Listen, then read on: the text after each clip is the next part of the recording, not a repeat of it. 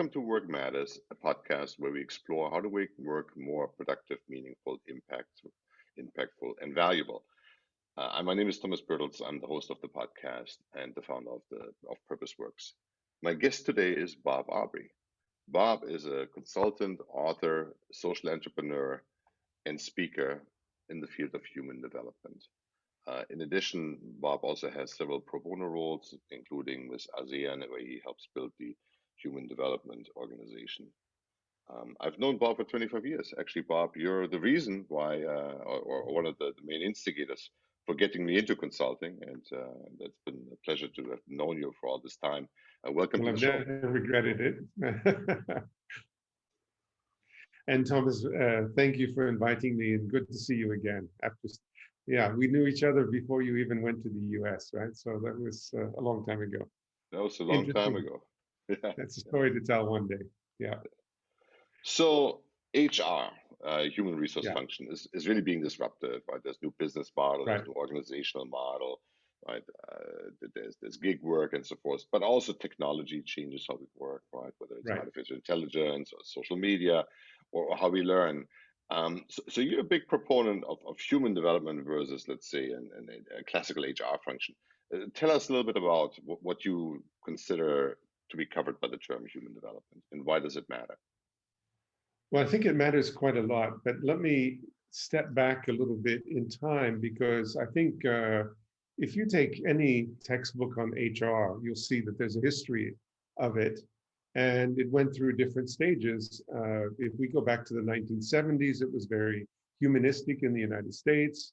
There was a lot of interest in training. There was a lot of new research, etc. But when you get to the 90s, suddenly something changes, and particularly coming from the United States, which has had the world dominance of the idea and the concept and the training and the MBA teaching about what HR is all about.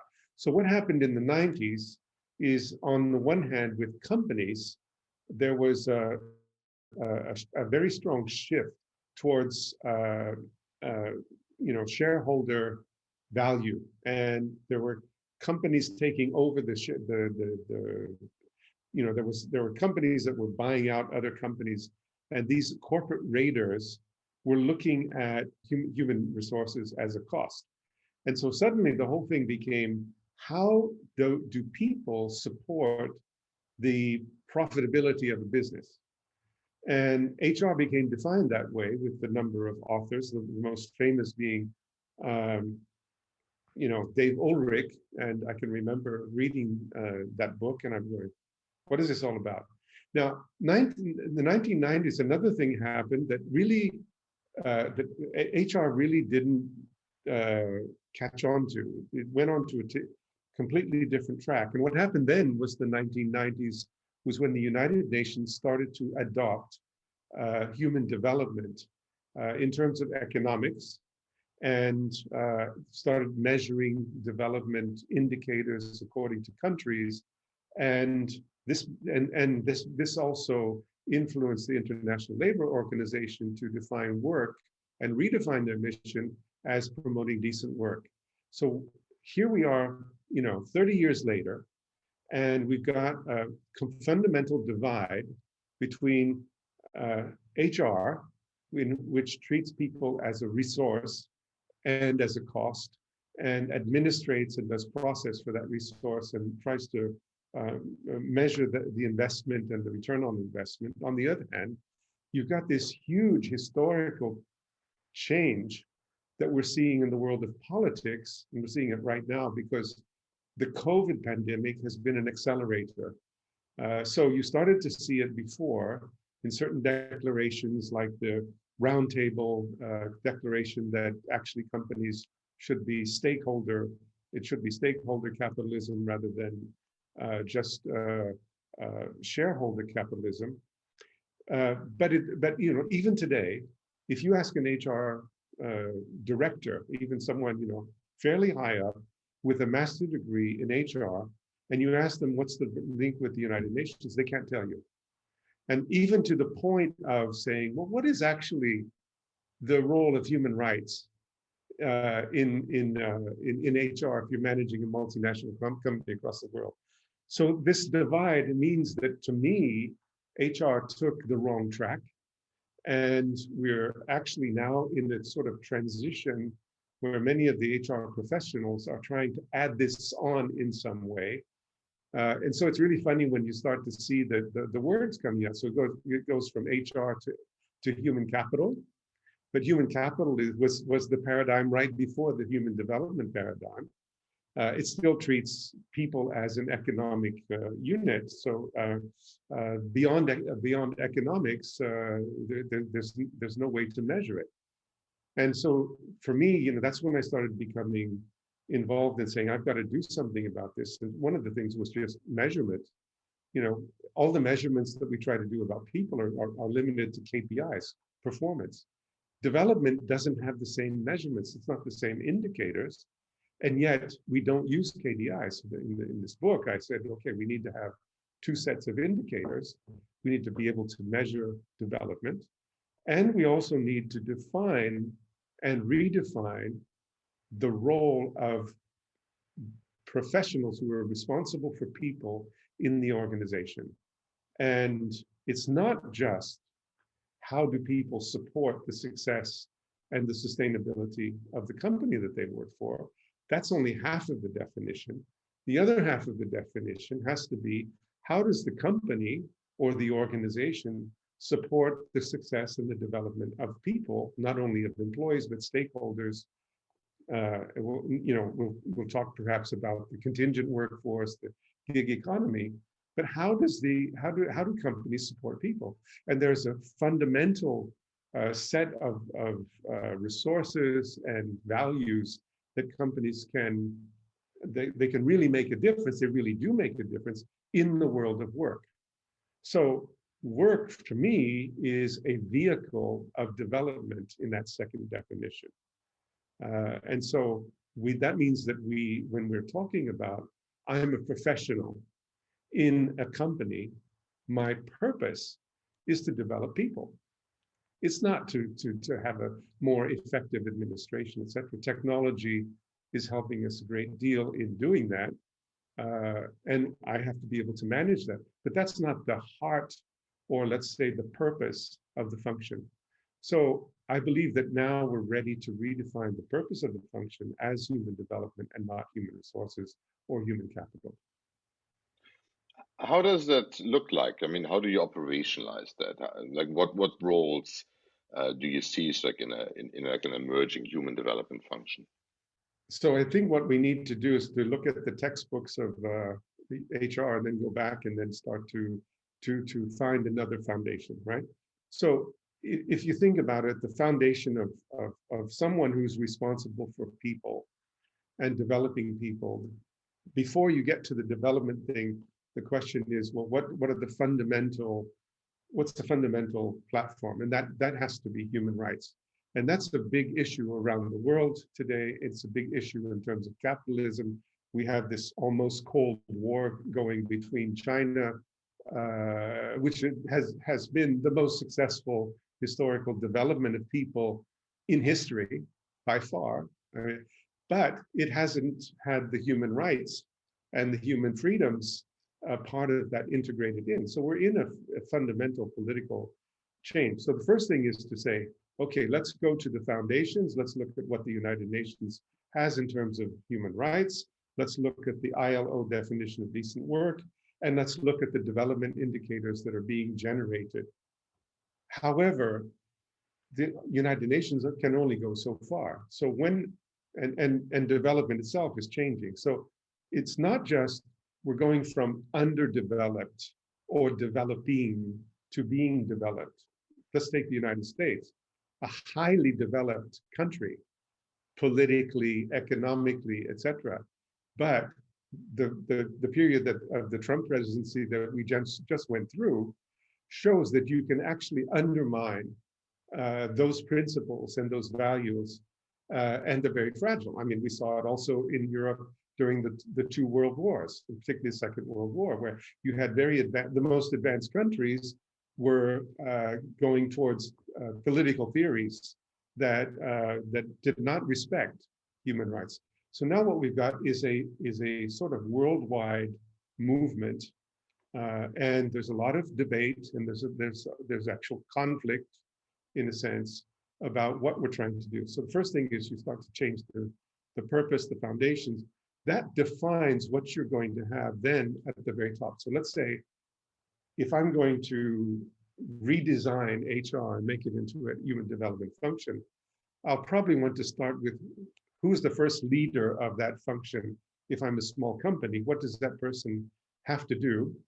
And you know, some of that is HR based, because if you take the talent cycle, I have to hire people, I have to train people, which means I have to develop them. But what we're seeing now in the function and the new names is we've got all of these new areas that are coming in. So, for example, sustainability. It's a big word. It's very important with the ESG investing, etc. Well, are HR people equipped to be able to manage sustainability? The answer is no. So very often, what you have is sustainability stuck somewhere else. I've seen many companies where CSR is outside the human resource function. And certainly, if you take most of the organizations, anything beyond employees, that is to say, the stakeholders, the contingent workforce, is not defined in HR. So the idea is to redefine all of that into the package of saying anything that has to do with developing people, that particular person and the function owns that. And then we'll be able to work with different departments, but it doesn't own part of it, owns all of it. And then you have to be able to have people capable of carrying out some of those other functions. So CSR, for example, that doesn't belong only to the people function. Sustainability doesn't belong to the only people function. But if we look at the state of the function today, let's take something as simple as the sustainable workforce. Where do you find a definition of the sustainable workforce? I'm working with the European Chamber of Commerce in Singapore, and we decided to have a big theme of sustainability, because it's something that Europe is bringing to Southeast Asia. And of course, the sustainability of pollution, global warming, ESG investment is there. But then they asked us with the Human Development Department, Human Development Committee, what, do you have a role? I said, yeah, we do. And I started looking for a definition of a sustainable workforce. There isn't one. Can you believe it? I mean, we've got all this sustainability, and nobody has actually tried to formulate. So we did it ourselves. So that particular function then goes into some of the very large functions. Yes, you've got productivity. Yes, you've got organizational development. Yes, you've got strategy. On the other hand, you've got some of these very soft elements that HR tries to deal with, like culture, compliance, but particularly ethics. Ethics is becoming more and more important. HR leaders are really fundamentally not trained to be able to deal with ethical questions. So that's a lack. That's something we have to put in. Then you look at the whole CSR, corporate social responsibility, the ecosystem, the sustainability. You need somebody, possibly you have let's say a multinational organization where you have these strategic roles that are full-time positions. You'd want somebody that can do that. And then you would want somebody that handles not only the employees, but a whole strategy for the contingent workforce, and for partners, and for the stakeholders such as governments, etc. And I became very directly involved in that by starting this organization called the ASEAN Human Development Organization, because in ASEAN there are these 10 countries that are very, very different. So the labor laws are totally different. I mean, some countries are developing very strongly, but you've got a communist country, you've got a kingdom, you've got one-party democracies, and you've got multi-party democracies. You've got, in ASEAN, you've got the world's largest population of Muslims, the second world's largest population of Buddhists and the third world's largest population of Christians. You've got 300 languages, and you've got nation states that are fairly new because they were all created basically after the Second World War, in which you've got a very strong nationalism. So there is no coordination like we have in the European Union across borders. And the businesses and companies represent a very important force because politically they can't come together. We see this with the Myanmar crisis, where we can't even have a joint declaration for what we should be doing in something that's not only a human rights disaster, it's a human development disaster. Every indicator of human development is negative in that country, but we can't deal with it politically. But companies have the obligation to be able to start to say, what do we do in the region and what is in the region? I think So it's that before you start to get into the talented learning, the technology side, the employee experience side, which you also need, of course. so much of the management literature is so US centric, right? Where a lot of Right. the work is being done here, at least published here, and English is like a more universal language. Right. What differences do you see with more Eastern countries versus Western countries, and how they look at human development, and what's the same, what's Yeah. different? Well, development is just an obvious thing. So, I talked about China, in which you had 500 million people that suddenly came out of poverty. The Chinese, I mean, we have the Chinese Communist Party, which is, we don't know whether it's the wolf warriors, or now there's going to be lovable pandas back again. But it hasn't been a pretty picture politically. But on the other hand, that government has eliminated fundamental poverty. The United States hasn't been able to do that. So yes, it's a developing country, but they have put their money and the resources into a systematic development of people. That's where you see the social side of the government. And then, they've been very successful. Then that's the largest country in the world. Well, maybe one of the two largest. Then you go to India, world's largest democracy. Totally different fundamental values, relationship to religion, and very diverse inside India, but represents a totally different model and value of people. So you can say both are developing people, but they have fundamental differences in the values of people. And where I live, if I take ASEAN as a region, then you've got the most highly diverse workforce in the world with these 10 countries, and there's no identity. So you know that if you have no identity and you're in between China with the Belt and Road coming in. I mean, you look at a map, right? You've got the Belt and Road, it's coming across Southeast Asia.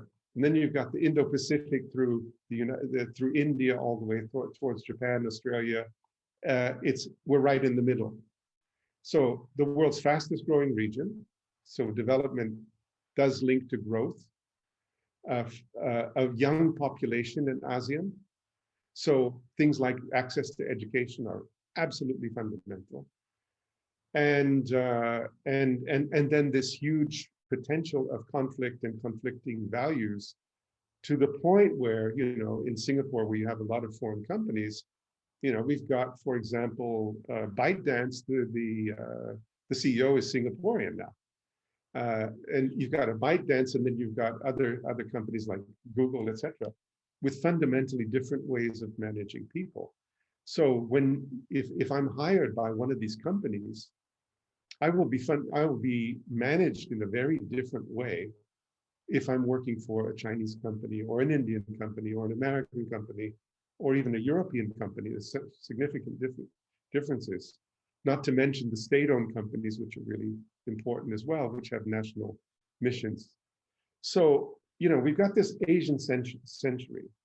And what's happened is that this generation is the generation in which the majority of university graduates will be coming from Asia.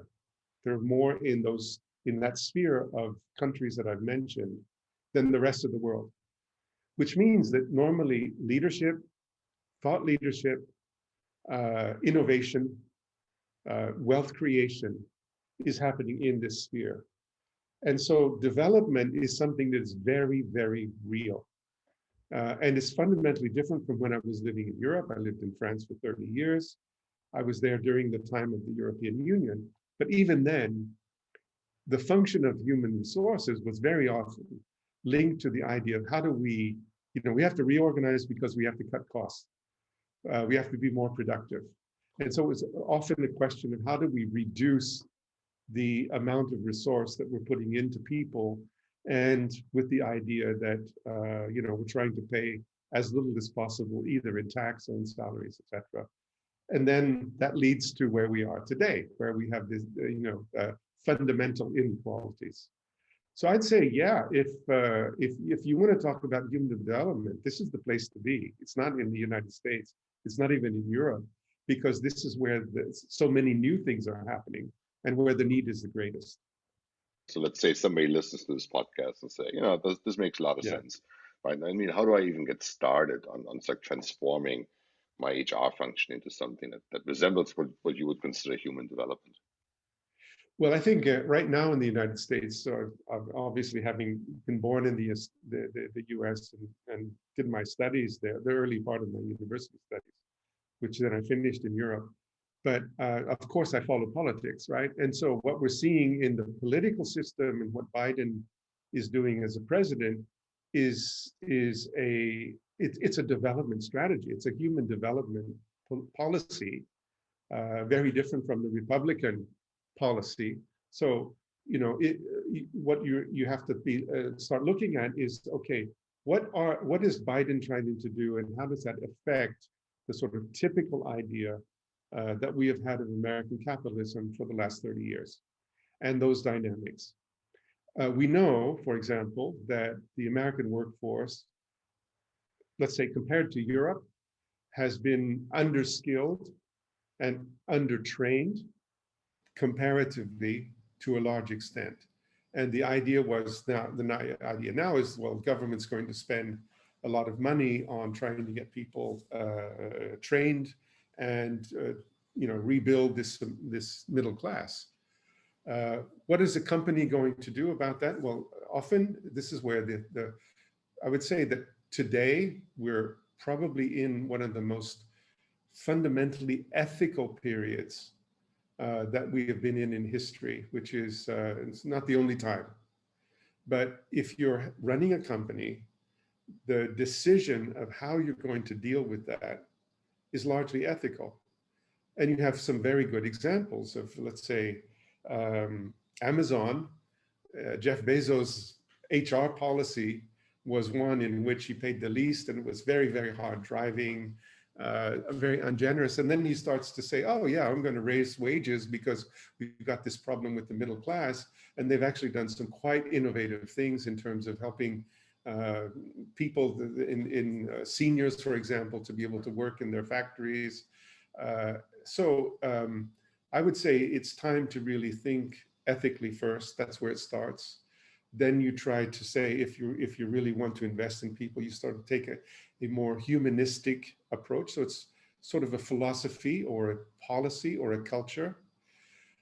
Then you have to start looking at how you're going to change the leadership development so that it's not just one-sided. And of course, then you have to change your HR. And in many cases, I think for companies, they're going to have to start looking for people that say, can you do human development? I don't really know what that means. So what we're doing is, for example, here, the human development as a practitioner for professionals working in companies as professionals in the world of work is something that's really, really new. And for example, there's no certification training. There's even no career path that is built. There's no textbook. There's no university course for this. So what it means is there's a huge opportunity for people that want to move in that direction. And then they start to need to rebuild this function. And then you're going to start to see that professionals with certain experiences, educational foundations, capabilities, it's going to change. And unfortunately, we'll have those people that make the transition in HR. We'll have those people that are largely involved in administration or just efficacy or efficiency, cost cutting, etc.